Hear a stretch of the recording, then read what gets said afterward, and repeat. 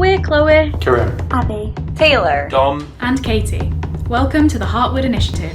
we're from the Central School of Speech and Drama here in North London. The world outside our windows has seemed a bit mad for quite a while now, and that's what we wanted to write about. Climate change and politics. Everything seemed to be getting faster and faster, and then the world stopped.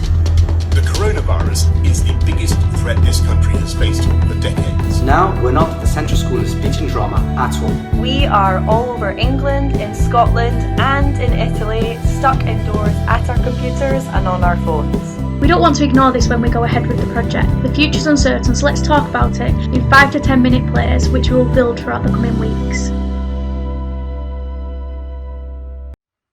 Hello and welcome back. This week's workshop is all about dialogue, or also known as communication. Dialogue is a really important part in creating a script, and it has very specific functions. Its primary function is to carry the story forward. Characters speak because they need something, and saying something will help them get there. Although in practice, it's never as simple as it seems. Dialogue will reveal a character, both in what is said and how it is said. The dialogue will reveal immediate needs and desires, but it also reveals background, education, social class, and a host of other attributes. The interplay between characters will reveal their relationship and power balance. This is done partly through the words that our characters speak. This week's workshop is made up of 3 exercises that will help you to understand the foundations of dialogue when writing your script. Let's get on. First up, we have an exercise with Katie, exploring how dialogue can change when our character speaks to different people. Hi everybody. Today we're going to be doing a short warm-up exercise that's just going to get us thinking about the different ways that our characters might speak in our plays. You're going to need a pen and a piece of paper. Now the first thing I want you to do is to think of a character. This might be somebody who you've already made up, or it could be someone who you're going to make up right now. And then I want you to think about something that your character really cares about. It makes them really angry, or really sad, or even really happy. And this could be big or it could be small. It could be something like climate change or politics, or even something as small as the fact that their flatmate never takes their turn on the cleaning rota. So if you think of that topic, and now I want you to write, as that character, how you feel about that topic. Imagine that this is something they're going to write in their diary. So no one else is going to see this and they know that it's private. So 45 seconds, I'm going to do it with you too. Go.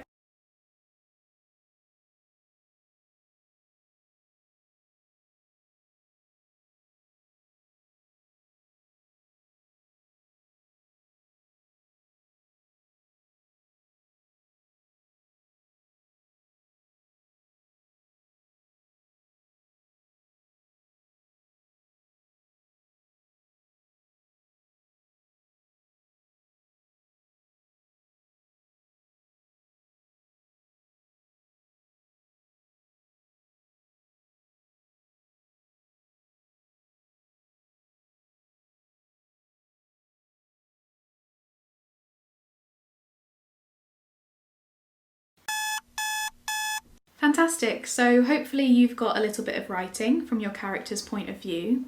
I want you to imagine somebody who your character really cares about.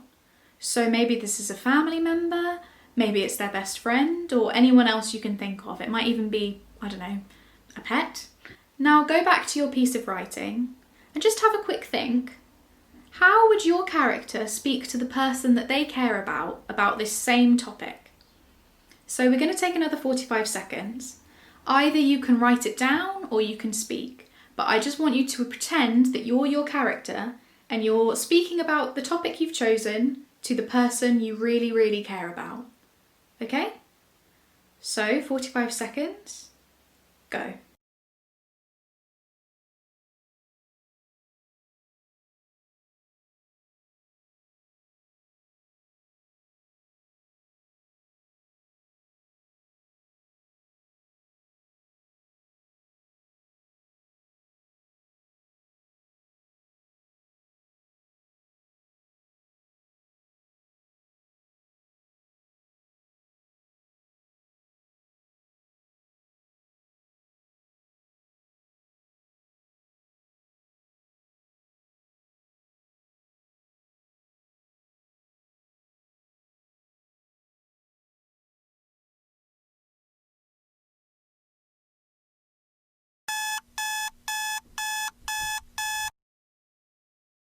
Brilliant. Next, I want you to imagine somebody who your character really, really dislikes.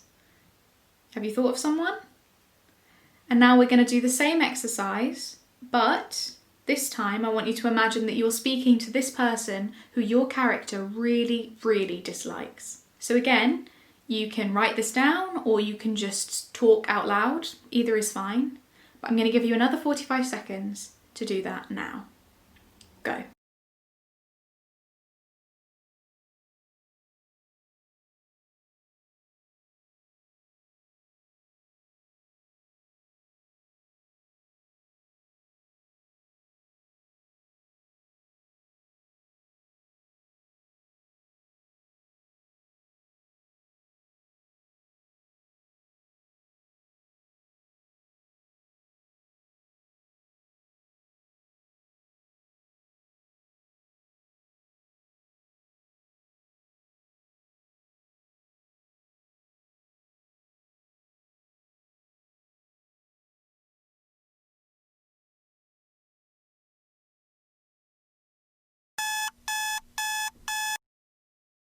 Great. We're going to do this one more time, but this time the person I want you to imagine is somebody who has a lot more power than your character does. If your character was a child, then it might be their parent or it could be their teacher. And if they're not a child, maybe it's someone like their boss at work or even somebody like the Prime Minister of the UK. You can really think of anybody that you like. But once you've got that person in your head, I want you again to imagine that your character is speaking to them about this same topic that they're really, really passionate about. So I'm going to give you another 45 seconds and I'll do it with you. Go.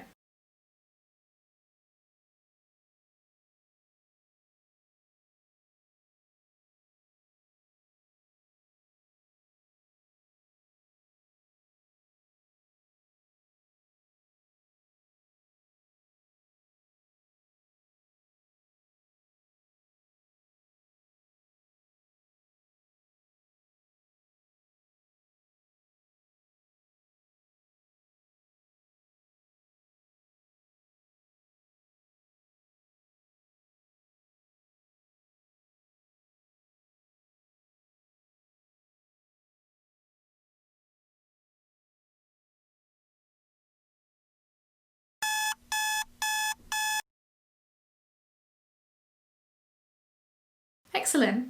So things that you might have noticed is that maybe some of those were really different. And maybe you noticed actually they were really, really quite similar.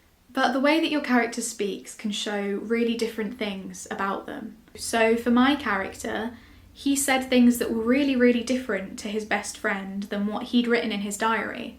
So maybe that shows that actually he really likes to keep secrets. So finally, I want you to take 30 seconds to write down or just think about anything that you can figure out about your character from this exercise. Ready? Go.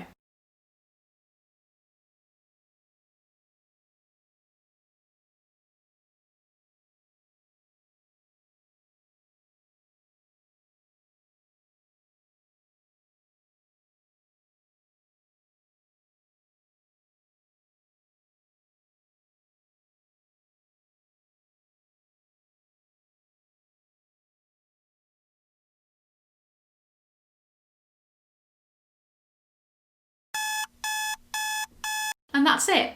So hopefully you can use this exercise to think about the ways that dialogue can show us things about character without actually explaining them. See you next time. Thank you, Katie. That really made me think a lot about using dialogue in different ways and how that can change when I'm talking to my mum, my friends, or a teacher. Oh my god, guess what I did today? I didn't go to any more lessons. I just couldn't be bothered. I'm sick of Mrs. Smith. She keeps giving me detention and I'm just not about that. So I just thought, I'm not going to any more lessons. I can't be... Mum. I thought this was Abby. Okay, so I have something I want to say and I just want you to listen and hear me out, okay? We've been friends for a long time and I just feel like now's the right time to tell you. And that's, I have feelings for you. And you know what, it's fine. You don't have to say anything. You don't have to say whether you feel the same way or anything like that. I just had to... Oh, hello? Oh yeah, sorry. No, I didn't mean to call you. Yeah, I've got Mum's birthday card. I'll bring it around later. Mum, just stop shouting at me. Mum! No, just listen. Oh, Mum, please. It was a joke. Please don't do that. Oh, Mum, no, don't. Oh, I'm sorry. Mum. Well, we best move on to Taylor's exercise, looking into using subtext. Hello everyone and welcome to the second part of this week's workshop. You have options for this week's task. You can either use a pen and paper to write your ideas down, or you can say them out loud and act them out loud and have a little bit of fun with it. Now we're going to be thinking about subtext. Some of you might be thinking, what on earth is subtext? So in short, Dictionary.com tells us that subtext is an underlying and often distinct theme in a piece of writing or conversation. The key words in that definition being underlying and theme. We should always be thinking about the underlying themes that run throughout our character's dialogue. So keep that in mind and hopefully it'll be handy during this exercise. We're going to be looking at some really general statements and rewriting them in creative ways so that the original statement we start off with becomes the subtext rather than what is actually being said. I realise that's a bit of a weird sentence, so here's an example to get us started. So if we start with the statement, I don't like you, it's a good piece of dialogue. It's simple, to the point, and it lets us know exactly what the character is thinking. But it's a little bit boring and it doesn't leave much space for back and forth between characters. So instead, we might say, if I could be with anyone right now, it wouldn't be you. Or, I've had the most terrible day of my life and I thought it couldn't get any worse, but here you are. And so, the subtext of those lines becomes, I don't like you. Got it? Now it's your turn. Let's try some statements that are related to our writing theme of world crisis. You'll have 20 seconds between each statement to think of ideas and write down any that might interest you. If this isn't enough time, feel free to pause the video whenever you like. So here we go. First statement. I'm bored of being inside.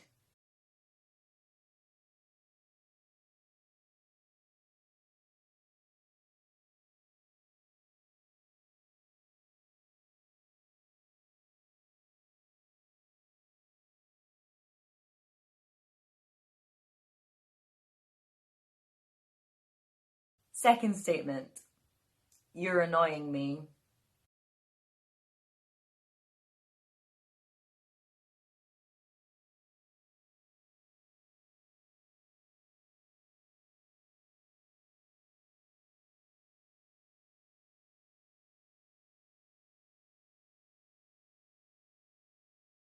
Third statement. I'm scared about the future.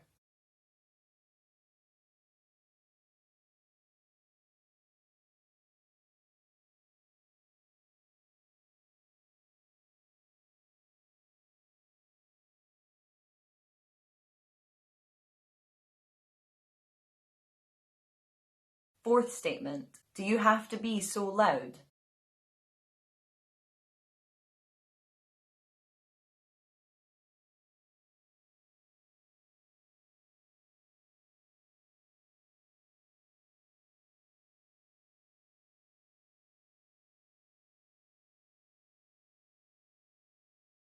Fifth statement.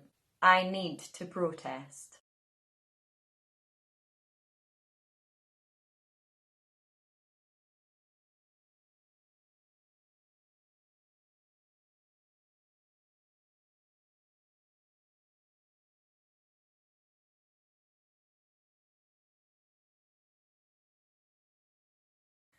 Awesome, well done. So remember, subtext is the underlying theme that runs throughout what your characters are saying. It's the hidden message beneath their words. We use subtext to prevent conversations from being static and to make them more interesting to listen to.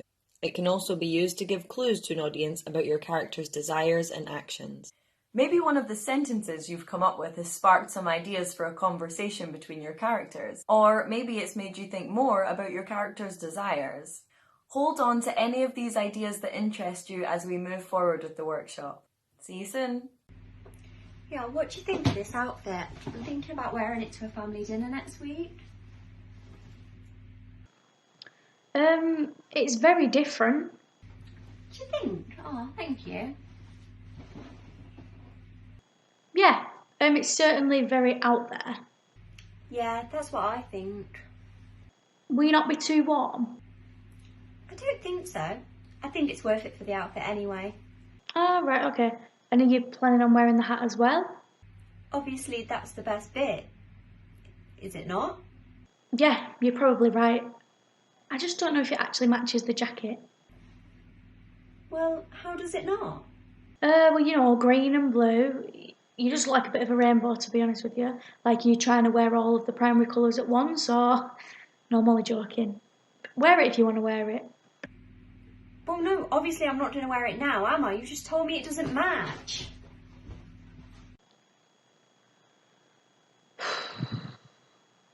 Sorry about that. Should we get on with the main task? Hello, welcome. You joined me in rainy Southampton this week and we're going to be doing a dialogue exercise. I'm sure you already have some pen and paper from the rest of the workshop, but you will be needing it for this, so get that ready. Using what we've practiced so far, we're now going to be developing some short scenes. And although I'm going to give you some prompts, you can be as creative as you want to. Maybe a character is a robot, maybe a character has a disembodied voice, like this. So, in this first scene, we're going to have two characters, Mrs. Crisps and Mr. Crisps. Yep, that's it. I'm not going to give you any information about the two of them. For example, where they might sit on Young's compass or what their desires are. That's for you to make up. Instead, I'm going to offer you the action of the scene, which for this one is going to be flowers from a secret admirer arrive at the door. And you have 6 lines divvied up between the couple to tell that story. Some lines could be as short as 1 word and others could go on for ages and ages. As we've explored so far in the workshop, just keep in mind who they're talking to, that relationship between whatever other character there is, and whether they're really saying what they want to say. So just take a few minutes, pausing the video, to write about Mr. and Mrs. Crisp and the flowers from a secret admirer arriving at their door. Okay, and we should be back. I asked Abby to have a go at this scene, and this is what she made. Oh, hello, love. Had a good day at work. Oh, some flowers came for you this morning. They aren't signed, it just says your name on that little card there. See? M for Mark. Again? That's the second bunch I've had this week. Exactly the same type as well. Just left by the front door. Tulips? You know, tulips are supposed to be a declaration of love. You got a secret admirer you're not telling me about or something? Oh, come off it. You know, tulips used to be Monica's favourite.